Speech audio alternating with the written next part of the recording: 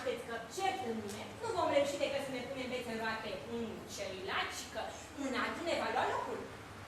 Sunteți un om inteligent, stimată domn. Vă mulțumesc. Așadar, aliați. Mie, spre exemplu, nu-mi place lunganul ăla miros, ăla cu spadă. Maestru de scrimă? Da, trebuie neapărat să-i facem bine fric de să dispară din cartea asta. Bună ziua, domnilor profesori! Nu v-am făcut să așteptați, domnilor. Devine croitorul meu. E o canalie, nu un croitor. Mi-a făcut niște pantaloni atât de strâmți, încât abia mă pot mișca în ei. Cum îi găsiți? Niște pantaloni excepționali. Astfel de pantaloni poartă nobili dimineața. Vă stau grozav de bine. Vă pun în lumină fața. Vă mulțumesc. Așadar, cu ce începem astăzi lecția de teatru? Binevoiți să audiați, domnule Jordan, o serenadă compusă de unul din elevii mei. De acord. Brenda Moan? Ce doriți, domnule? Nu doresc nimic. Verificam doar dacă ești aici. Sau nu? Stai! Ia, pune peruca.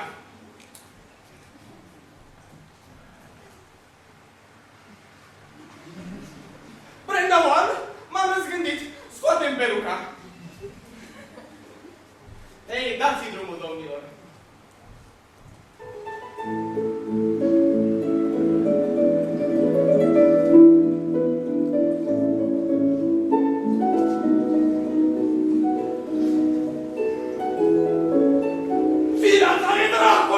Iertați-mă, domnule Jordan. Ce smarul ăsta e o canalie? Mă strâng îngrozitor. Brenda Moan, scoate botinele.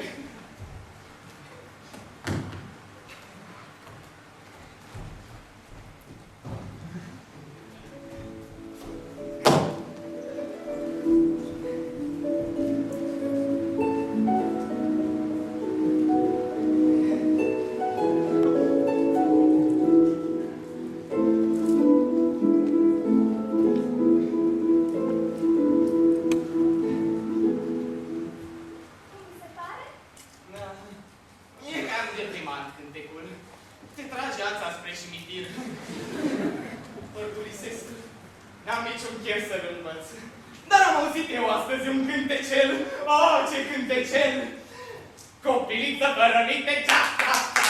Nu fi tu așa cu minte, ta-ta-ta. Gângurița mititică, ta-ta-ta. Și o să-ți dau o floricică, ta-ta-ta. Ăsta da cântec, nu? Minunat, drăguțel și răsiplus. L-am interpretat bine? Minunat, nici că se putea mai bine. Despre o să și învăț. Ei, domnilor, iar acum dansul.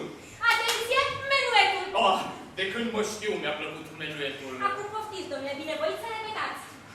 Domnule, știți, sunteți jenat de faptul că șchiopătez. Cine șchiopătează? Dumneavoastră? Asta cine v-a mai spus, domnule Jordan? Chiar nu se observă? Absolut deloc. Deci, acum, umeri mișcați, picioarele înainte. 1, 2, 3, 1, 2, 3, 1, 2, 3, bravo, bravo, 1. Bună dimineața, domnule! Apărul nemernicul. Ei, domnilor, iar acum, lecția de scrimă. Dați, domnule, că ați dansat înainte de ora de scrimă. Mare curaj. Asta obosește. Iertați-mă, domnule, dansul mă obosește pe nimeni. Scrime care vă orbățitoare. Domnule, nu-l ascultați pe maestrul de dans. Domnule, nu faceți uitați crezare puterilor domnului Scrime. Domnilor, oamenii de viță nobilă îmbină dansul cu scrima. Deci, domnule, luați floretat. Plecăciune. Corpul drept, capul sus. Așa. 1, 2. Începeți, domnule. Adaugați.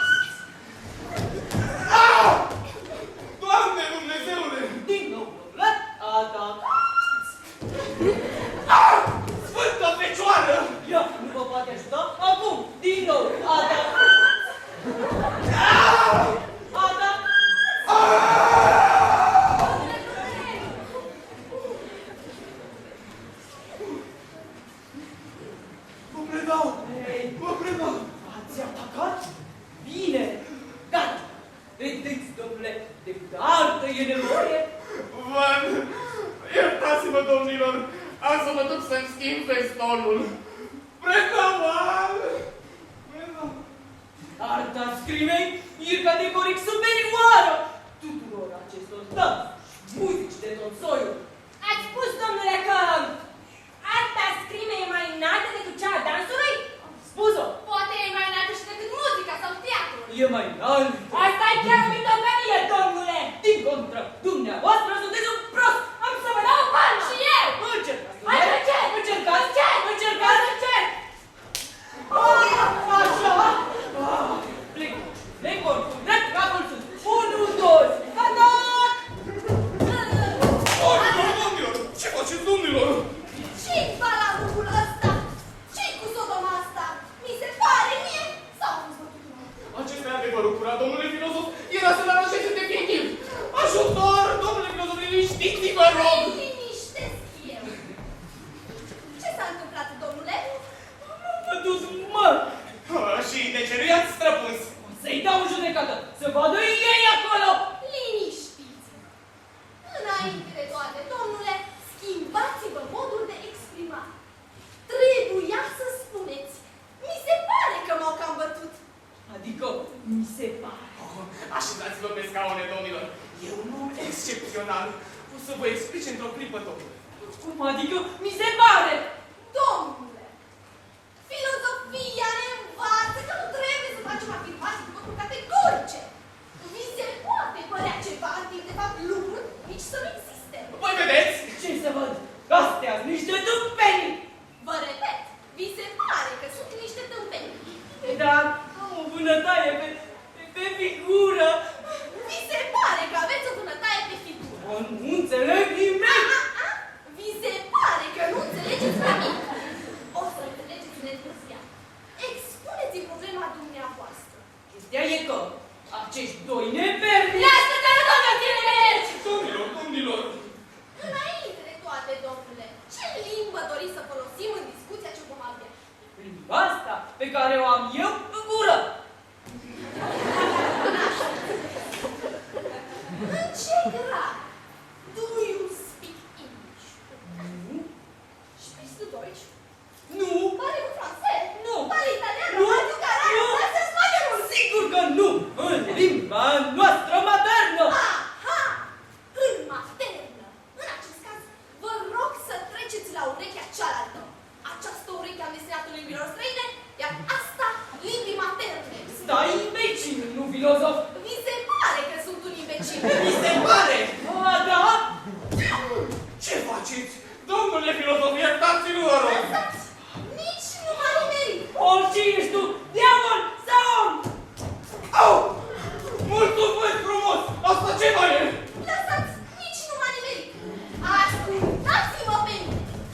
Numai să nu vă mâniați. Bine, nu mă mâni. Goniți de aici Canalia, să dispară imediat din casa asta pentru totdeauna. Era și timpul. Cu plăcere. Fără mânie, domnule Jordan. Fără mânie. Am făcut-o fără mânie. Ei! De ce ne vom ocupa azi, domnule Jordan? Vedeți dumneavoastră care-i treaba. Eu m-am îndrăgostit. Ce aveți de spus despre acest lucru? Mi se pare că e posibil. Păi, e o femeie fermecătoare. Și asta e posibil. Da, aș vrea să-i trimit un bilet de amor. Și asta e posibil. În versuri sau în proză. Nici în versuri, nici în proză. Ei, asta nu mai e posibil. De ce? Pentru că nu poate fi decât sau în versuri sau în proză. Vă mulțumesc, domnule filozof, pentru această dezvăluire. Dar nu vă supărați. În teatru, cum e? Aș vrea să fie la fel de frumos ca în teatru. Chiar și la teatru e sau în versuri sau în proză. Ce se întâmplă în casa? Mi se pare că e cu fata dumneavoastră. Da, asta nu mi se pare. E chiar ea. Ce se întâmplă în casa noastră? Da, nu se întâmplă nimic. Liniștește-te, micuța mea. Micuță? Care micuță? Eu și micuță! Bată-mă pe mine, repeteu bătrân! Fără mânie, doamnă! Păi,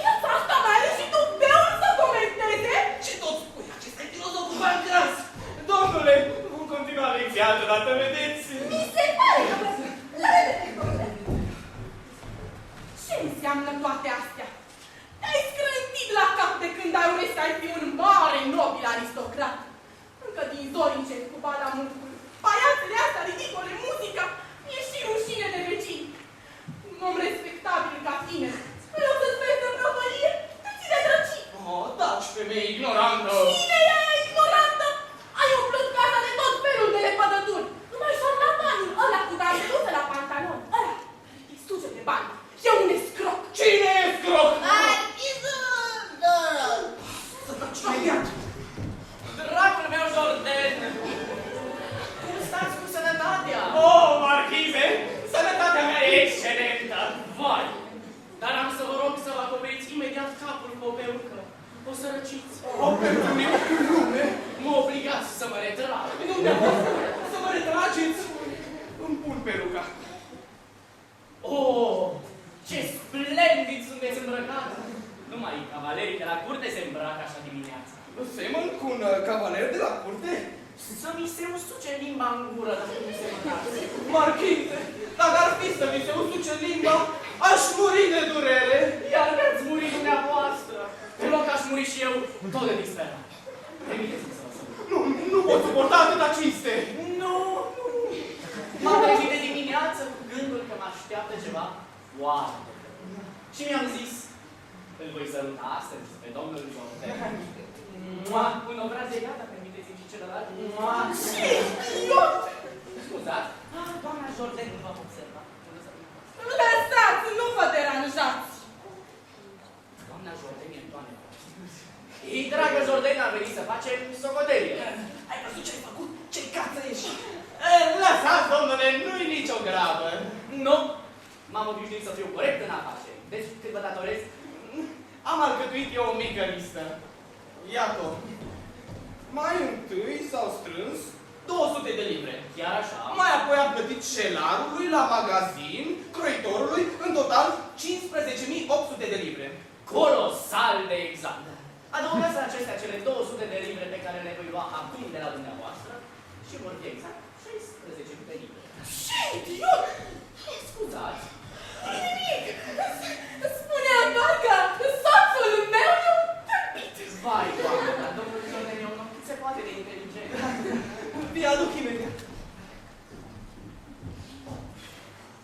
Afacerile mele încep să se împută, domnilor, și cel mai rău e că el e enamorat de marchiza Dorimen. Și sunt obligat să mă căsătoresc cu ea. Dacă nu pun mâna pe averea ei, ajung pe mâinile creditorilor. Da, nu-i prea frumos rolul meu, dar ce să-i faci? Nu e o revoltă mare pentru tine, dragă Jordan. Deloc, marchize. Pentru dumneavoastră sunt gata de orice. Oare n-aș putea să vă fiu și eu de folos la rândul meu? Aș vrea să aflu, apropo de...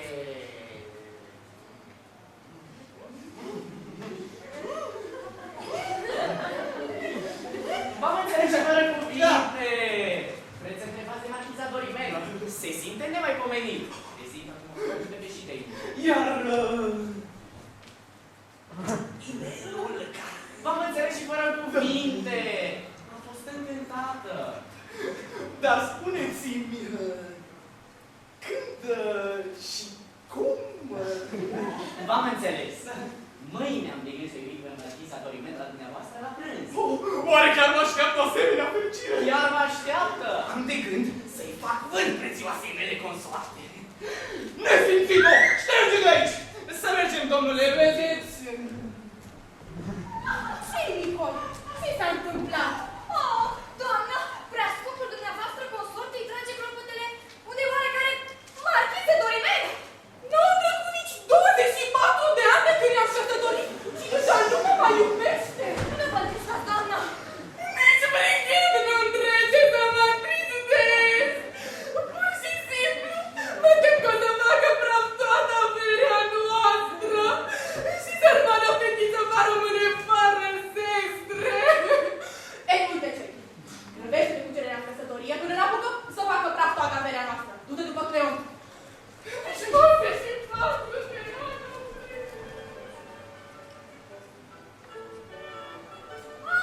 Domnule Cleon, că mai voiam să te uite după dumneavoastră. Bună că fie. De dracu! Asta ce mai înseamnă? Înapoi la portul putea de domnișoara ta și spune-i că domnul Cleon nu va permite nimănui să râdă de el. Ce s-a întâmplat? Nu înțeleg nimic. Gabriel, ce s-a întâmplat? Dispar! Păi atunci, vă felicit! Stăpânul nostru s-a înscris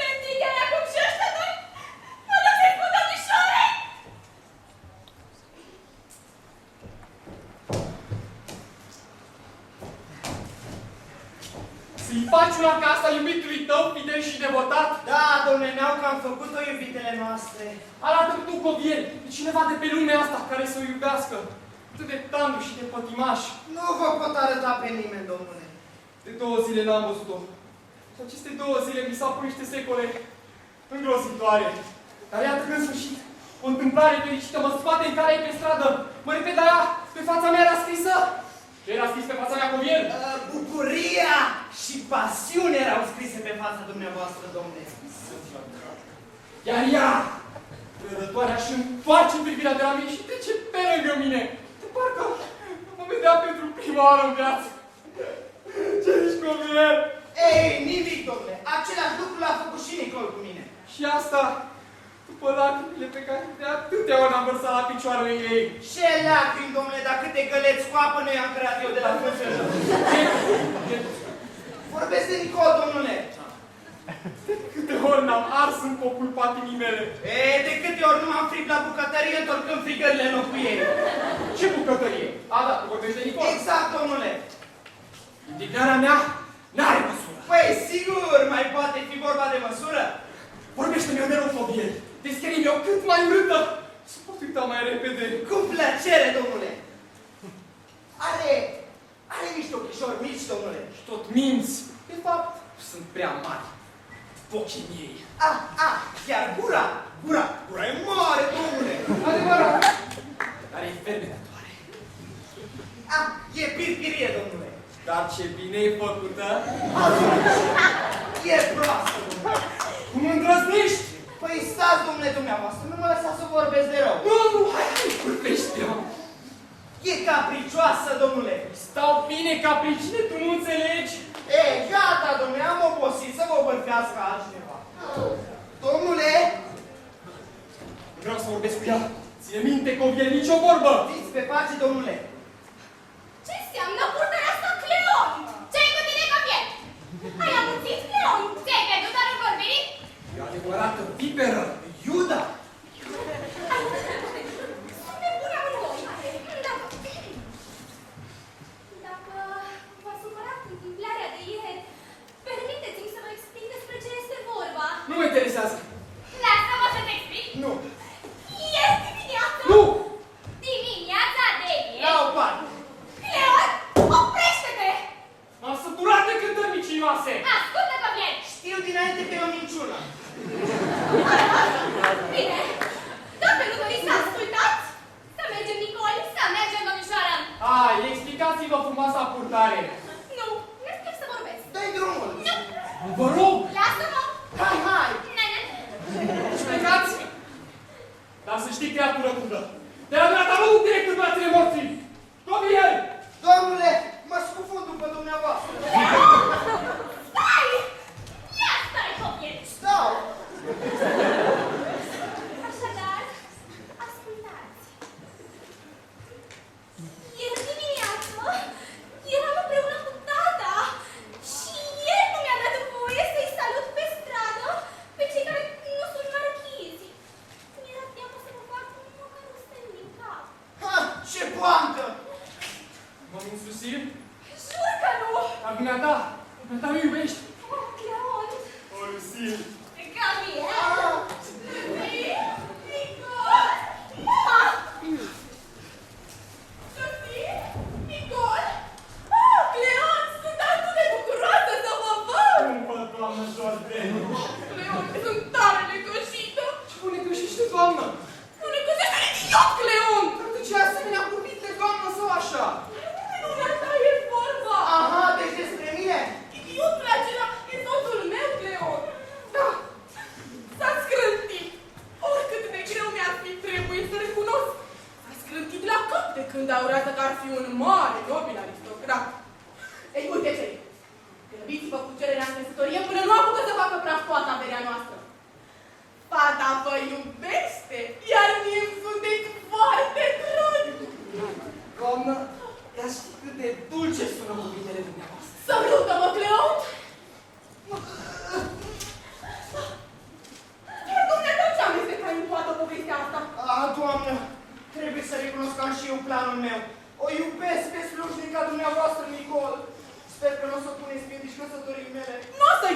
Da, doamnă. Da, mai lasă-mă! Ei bine, atunci mă duc să-l chem pe Jordan. Jordan! Jordan!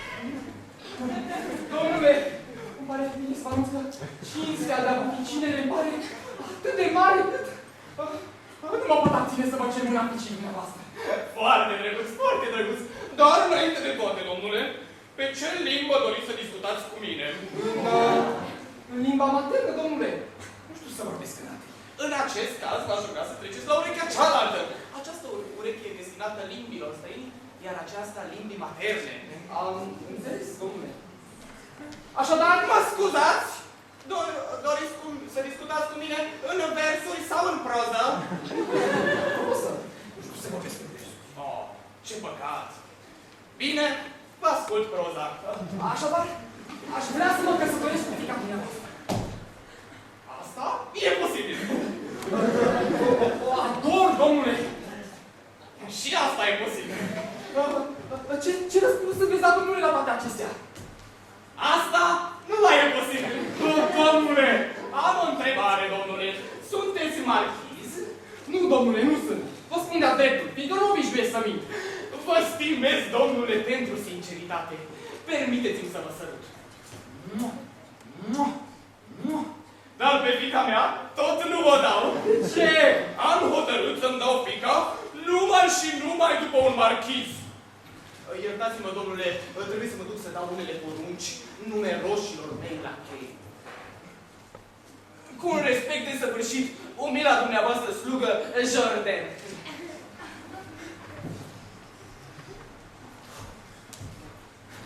Ei, ce poți să mai spui la toate astea cu el? În versuri sau în proză? În versuri vorbind dumneavoastră, domnule, sunteți un nătărău. Îndrăznești? De ce să nu îndrăznesc? Veți rămâne burlac pentru totdeauna, domnule. Mi-e silă de minciună. Mie și mai silă de prostie. Nu știu cum să vă mulțumesc. Domnule, că mi-a stricat și mie treaba. Acum va spune probabil că nu-și dă slujnica decât după sluga unui conte. Vi s-a spus în limba maternă și în urechea în care se cuvine că aveți de a face cu nebun. Nu? Păi atunci trebuia să-i dați dreptate în toate cele. Vă rog să faceți o puteală. Mă duc să sunteți la o mare. Trebuie totul să mă însor. Oviel, e o mare trădare să mă las singur într-un moment atât de greu. Imediat ceva pe Oviel. Să nu vă închipuiți, domnule, că se vor găsi toată viața unii care să inventeze locul dumneavoastră. Oviel! Oviel! Hai, Oviel! Domnule! Nu tulburați în devenirea lui. Când un om s-a scândit, toate echipațiile sunt bune. Evident că s-a și gol. Oviel, ești genial! Da, da, da. Acum ascultați-mă, domnule. Până diseară vă transform într-un om. Asta cum se poate? Asta e treaba mea. Înainte de toate, dați-mi bani, domnule. Cât vrei, Oviel? Vreau 50 de pistoli pentru cheltuieli. Și încă 10 pistoli pentru mine. Și încă... Ajunge, ajunge! Bun, domnule. Ascultați-mă. Să nu-i stați în drum domnului Jordan.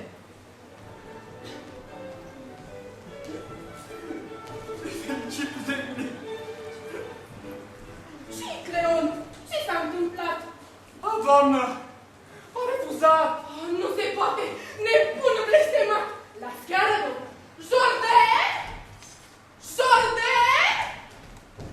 Mi se pare că m-ai strigat, mămicolă. De ce l-ai refuzat pe el? Pe Cleon? De ce ai refuzat un om bun și pe care fiica ta îl iubește? A, păi și mie îmi place tare mult. Nu-i așa de-i tare cum se cade? Bai, cum se cade? Cu cât mă gândesc mai mult, cu atât îmi dau seama că e cum se cade. Oare Lucile nu-l iubește? Mă iubesc! Da, da, da, îl iubește. Sau poate nu iubește el? Sigur că mă iubește! Fără doar și poate că te iubește. Nu mă țipa așa. Are o avere frumoasă!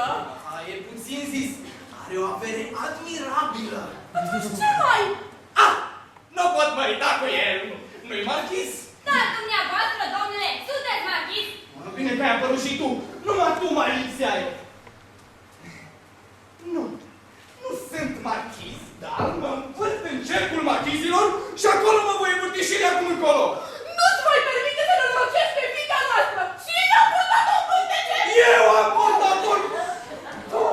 Tu ai purtat-o!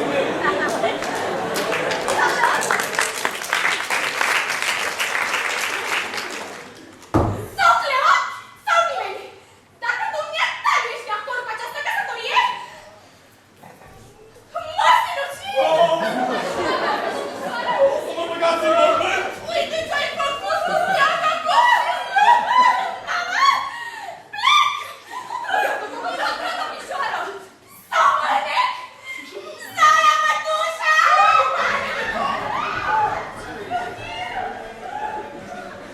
Priviți de admirați, domnilor! Casa asta de nebuni! Brenda Van! Adu-mi o compresă! Domnule, marchisul Doroncu, doamnă, întreabă de dumneavoastră. O, doamnă! Ea e, doamne, e chiar ea! Ce fericire că aștept să dea acasă! Invită-i! Adică nu, stai, nu invita! Doamne, nu sunt pregătit! Spune-le că vin numai decât! Da.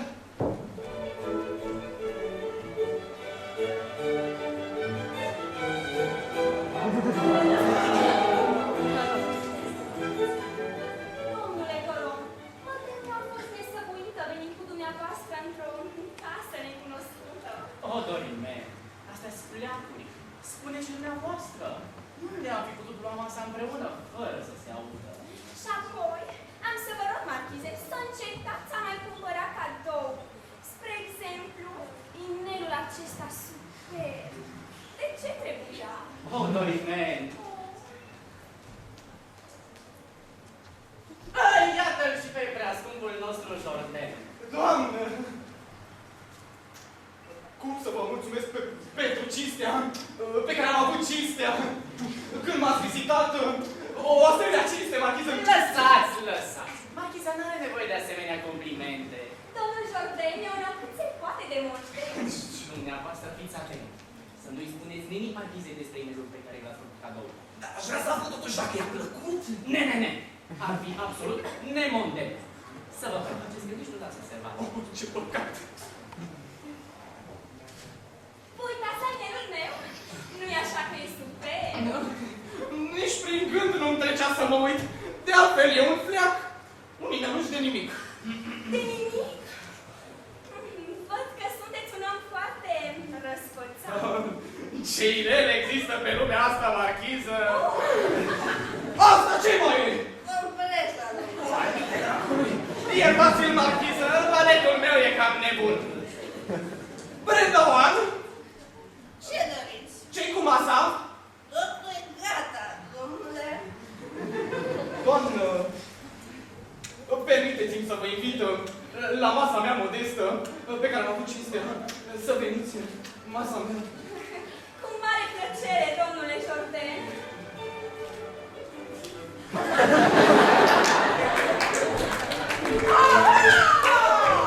Deci asta era frumoasă societate!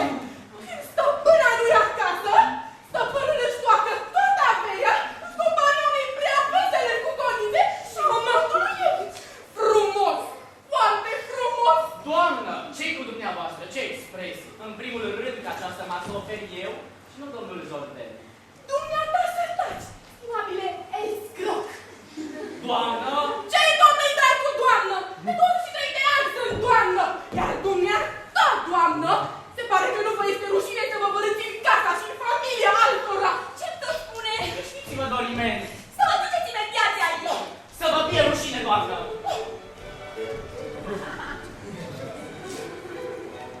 Ucis! Înjunghiat! Să fac o compresă? Săracii! Da, da? Mă duc, doar că vă caută un tub.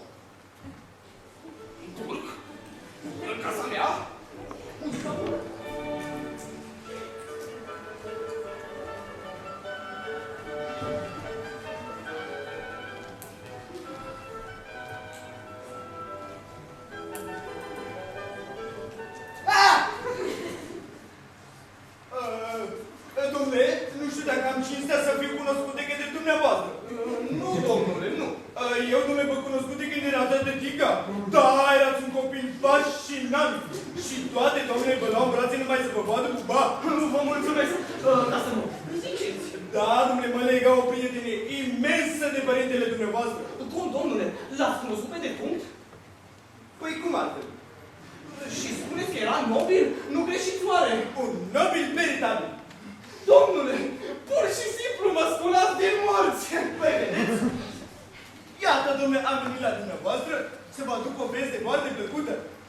A sosit la Paris fiul sultanului turcesc. Oh, nu știam nimic despre asta. Păi, vedeți?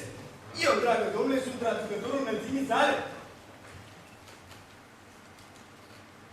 Înălțimea sa e îndrăgostit de fata dumneavoastră. Oh, dar când? De ce? Unde putea să o vadă? Întâmplător pe stradă. De fapt, nu mai contează unde și cum a văzut-o. Important e că vrea să vă devină cinere. Domnule, sunt uluit! Păi, vedeți? Azi dimineață discutam cu înălțimea sa. Și deodată îl aud că spune: Akşam Grok Soler Sişala Mustafa Nanahe. Și-a spus așa. Exact cu aceste cuvinte. Ce aveți de spus? Domnule, știți, guvernantele astea, jumătate am înțeles eu, dar... O, nu vă ne liniștiți, domnule. Vă traduc numai decât. Aceasta înseamnă: ai văzut-o tu oare pe minunata fica nobilului parizian Jordan? Eu îi răspund politicos: da, turcește, se înțelege. El zice: ah, Marababa Saheb. Adică, ah, cât de îndrăgostiți sunt de dânsa. De apoi îmi dă următoarea poruncă: mergi de cere mâna de la domnul Jordan și anunță că îl înalți în cinul de Mama Muș. Mama Muș! E posibil, oare? Dar ce e aia, Mama Muș? Șambela. Voi. Și asta încă nu-i nimic. O să vină chiar el acum la dumneavoastră. Oh, nu se poate. Eu... Sau poate sunteți cumva împotriva acestei căsătorii? Domnule traducător, păi aș avea eu curajul. Doamne, ce nenorocire. S-a întâmplat ceva? Știți, fiica asta a mea, zăpăcita de Lusil, e îndrăgostită de oarecare Cleont. Oh, nu vă ne liniștiți, domnule. Totul se va arăta în momentul în care va vedea pe prinț. Vă spun un mare secret. Fiul sultanului înseamnă izbitor cu acest Cleont. Așa că nu vă faceți griji. Mergeți și o pregătiți pe fiica dumneavoastră. Da.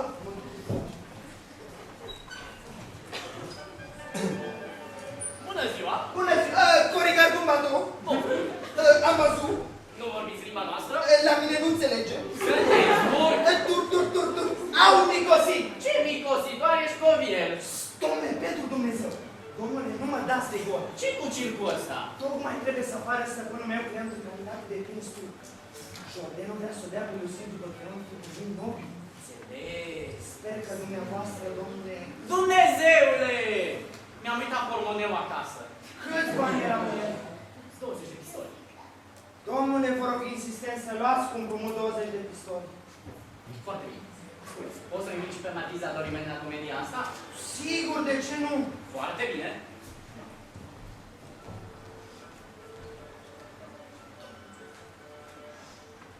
A sosit înălțimea sa! Da. Abu Zahim, Akbarat, Salam Alechi. Ajutor, domnule traducător. Domnule Jordan, aceasta înseamnă: fie ca inima să vă înflorească tot anul ca un arbust plin de trandafiri. Slugă supusă a înălțimii voastre. O să vină în saloc. Belimen. Belimen? Ce înseamnă Belimen? Belimen înseamnă: trebuie să înceapă cât mai repede ceremonia. Fiindcă vrea să o vadă pe fiica dumneavoastră și să o ia în căsătorie ca urmare a iubirii nemai văzute de Geopardă și care îi răvăjește inima. Gata? Și toate astea în două cuvinte? Belimen? Ce limbă minunată! Dar mult mai bună decât a noastră. Dar nici nu se poate cumpăra. Haideți, trimiteți după mireasă. Brendavan, alo, Beluțin! Eram sigur ce înseamnă ignoranța. Stima Raf, aceasta înseamnă în turcă că te vei căsători imediat cu înălțimea sa, prințul turc. Tino, păcătoare, tino! Ce faci, săpăcicu? Nu va trebui decât să ducești puțin în turcă. Oameni buni, salunați-mă! Iertați-mă, aici e nota să notam. Aici Poftiți! Iertați-mă, sunt uimit. Ce fel de nuntă e asta? Pare să fie o bătaie. Nu-i nimic, domnule notar, nu-i nimic, numai să nu plecați. Acum e o bătaie, iar apoi urmează nunta. Nu vreau, nu vreau, nu vreau! Nu vedeți că nu vreau? Vă asigur eu că va dori. Ce faceți, domnișoara? Sunt... Ce? Am liniștit, domnule. Priviți-l în față pe prinț.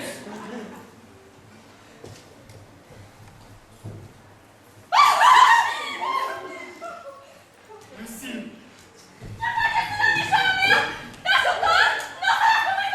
Leagă, vrei, doamne, leagă! Și faci nebun, sunt eu. Ah, dați-vă consimțământul, domnișoară, dați-mi! De acord. Oh, iată, rățirea voastră, e de acord. Belimen, cu alte cuvinte, totul e gata.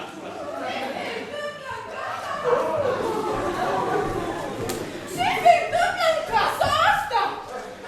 doamnă, priviți-l în față pe prinț.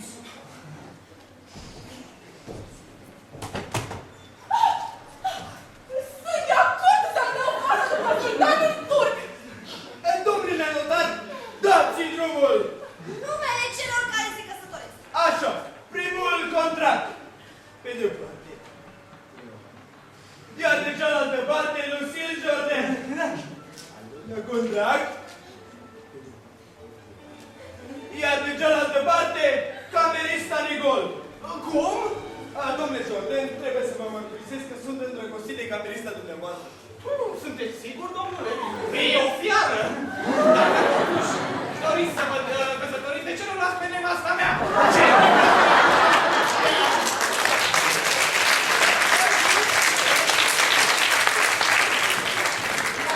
Domnule, nu mă împumesc să vă răpesc fericirea, nu. Aici. Cum, domnule?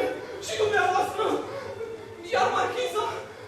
Și inelul? Lăsați, domnule Jordan, nu se face om bogat ca dumneavoastră să se uite la asemenea pleacuri.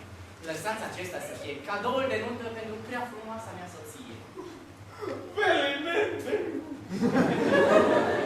Domnule, ne pare rău că pentru a ne uni inimile fericite a trebuit să recurgem la un șerif. Da, domnule, eu sunt om, dar văzând fața fericită a fiicei dumneavoastră, sper că ne veți ierta. Nu înțeleg nimic.